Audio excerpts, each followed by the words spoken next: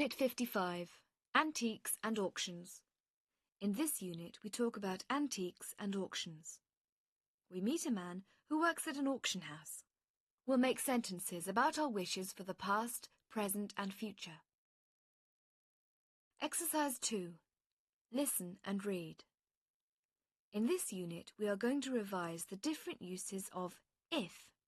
First of all, the use of if in the present tense. If we buy a painting, we always insure it. I never buy a painting if I don't know the artist. He never buys a painting unless he likes it. He never buys a painting if he doesn't like it. He buys a painting only if he likes it. Exercise 4. Listen and read. Now, the use of if when we are telling someone what to do. Stop if the bidding goes above £300. Don't buy the teapot if it is in bad condition. Buy the teapot unless it is in bad condition. Exercise 6. Listen and read. Here is how we use if when we are talking about the future. If I see an antique shop, I'll buy a ring for your mother's birthday. If I can't find a ring, I'll look for something else. I won't spend a lot of money unless I see something really nice. Exercise 7. Listen and speak. A friend, Leslie, will say what certain people may do this evening. Use if in your answers. For example, if the speaker says, She may go shopping. She wants to buy a dress. You say, If she goes shopping, she'll buy a dress. Are you ready? She may see Tom.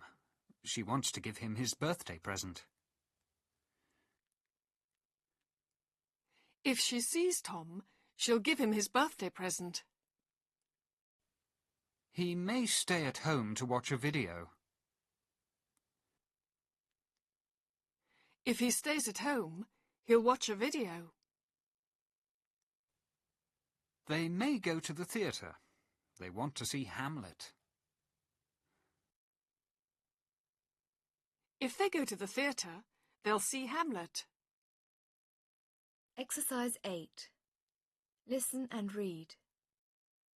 If I were a child, I would love an antique French doll. If I lived in New York, I would go to art galleries every week. I wouldn't buy anything unless I liked it. Exercise 9. Listen and order. We asked people the question, What would you do if you inherited a valuable antique? I would probably sell it. I think I would keep it. If I inherited a valuable antique, I would definitely keep it. I would sell it. I think I would keep it unless I was particularly desperate for money for some reason. If I inherited a valuable antique, I would certainly keep it. If it had been in my family, I would want to keep it in my family. Exercise 10. Listen and check. What do you think of this? I think it's very expensive. Expensive? But it's a work of art. It's too expensive. I won't buy it unless you reduce the price. Reduce the price? Never. Okay, goodbye. Wait. What would you do if I reduced the price to £9,000? I'd say it's still too expensive. Goodbye. Exercise 11. Listen and read. If I had seen a nice table, I would have bought it. If I hadn't been so tired, I would have gone to more shops. If the chairs hadn't been so cheap, I wouldn't have bought them. Exercise 12. Listen and complete the conversation. Kevin has inherited an antique china duck. This used to belong to my grandmother, and I think it belonged to her grandmother before that. Now it belongs to me. I inherited it. It's an antique, and it's quite valuable, but to be honest, I don't like it. and I don't know what to do with it. What do you think? Well, if you don't like it, sell it. Yes, I wouldn't keep it unless I liked it. I don't know. What would your sister have done if she had inherited it? Oh, she would have kept it. That's the problem. My family thinks it's very beautiful. They'll be very unhappy if I sell it. Exercise 15. Listen and answer the questions. Mark Poltimore works at Christie's, the auction house. Listen as he describes Christie's. Christie's is an auction house which was founded in 1766, so we have a lot of tradition in the company. Our main role is to act as an agent for our sellers, or our vendors as we call them. You can bring in any item of antiquity here, from dolls to pictures to silver, furniture. There's, I think, 77 different types of category you can bring in.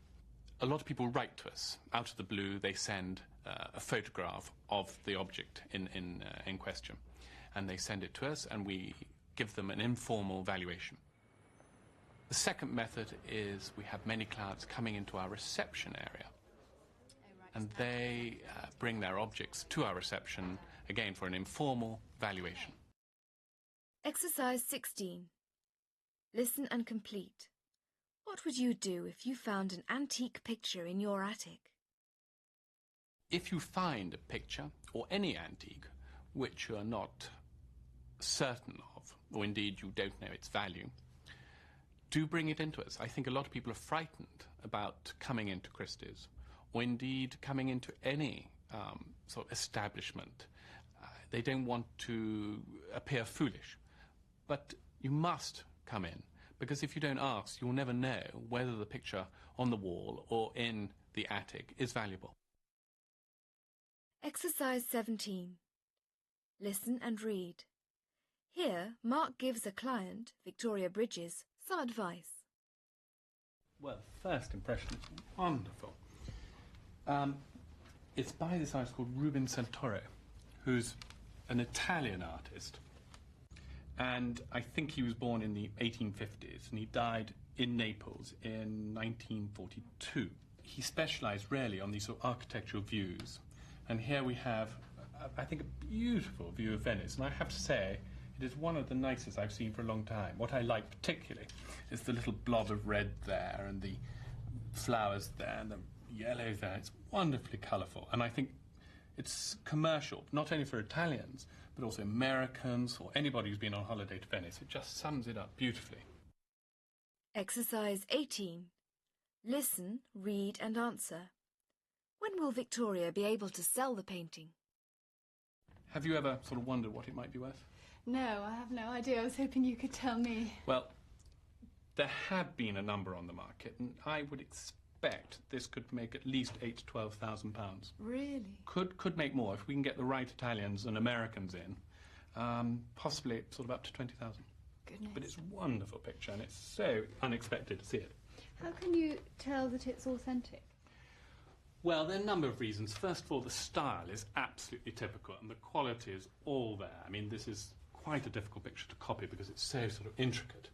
But perhaps more importantly is this signature here. And if you look through the magnifying glass, you can see that the signature very much is part of the picture, not sort of on top of the varnish. Oh, yes. And this is a good indication. So what's the next step?